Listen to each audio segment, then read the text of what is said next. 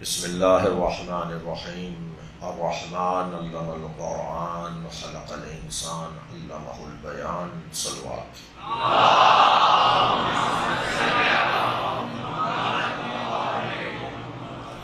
سورہ مبارکہ رحمان اللہ اپنی رحمانیت، اپنے معلمیت، اپنی خالقیت اور اپنی مربیت کا اعلان کر رہا ہے،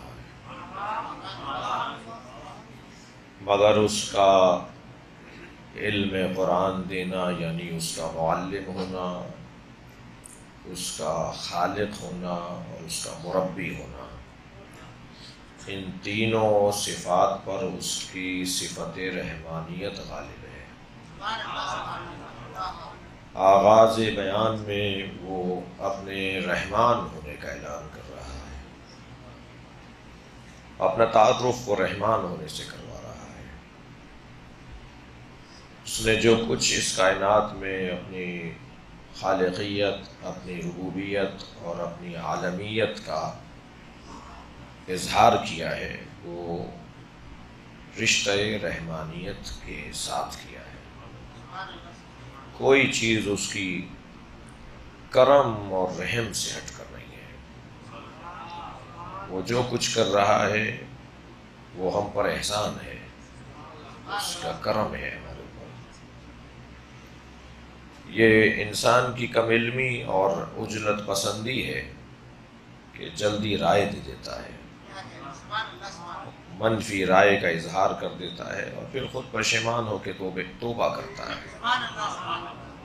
لیکن اگر پہلے سے ہی اپنے یقین میں اضافہ کر لیا جائے اور اس بات کو باور کر لیا جائے کہ وہ جو کچھ کرتا ہے ہمارے خیر میں ہے، ہماری فلاح میں ہے،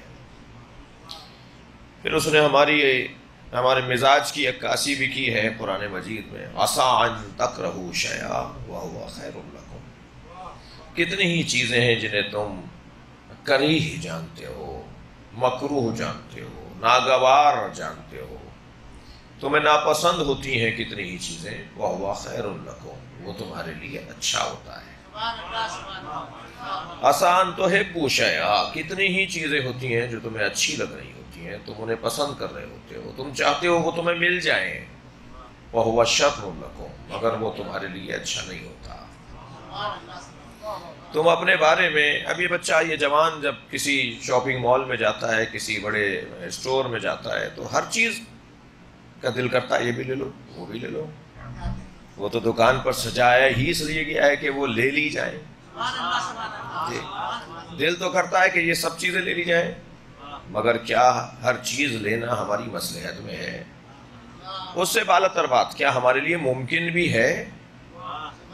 ہمارے وسائل اگر محدود نہ ہوں تو ہمارا استعمال تو محدود ہے۔ صلوات پڑھیں ذرا محمد علیہ وسلم۔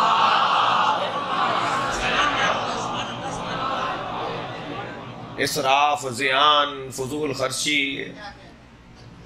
وہ تو ہمارا محدود ہے۔ ہم ہر چیز کے استعمال برت تو نہیں سکتے نا، ایک وقت میں بہت ساری متضاد چیزیں ہوتی ہیں، اگر ہم نے متضاد چیزوں کو برتنا شروع کیا تو شاید ایک آدھ دو دن سے زیادہ کے مہمان نہ رہیں۔ تو عزیزو، انسان اپنے معاملات کو چھوڑ دے اپنے رب کے اوپر، خاص طور پر جہاں اس نے اپنی ہدایت تکوینی اور ولایت تکوینی کا قلمدان استعمال کیا ہے، جہاں جہاں اس نے ہمارے بارے میں تقدیر اور مقدرات کو قرار دیا ہے، ان تمام چیزوں کو ہم اس کے حوالے کر دیں۔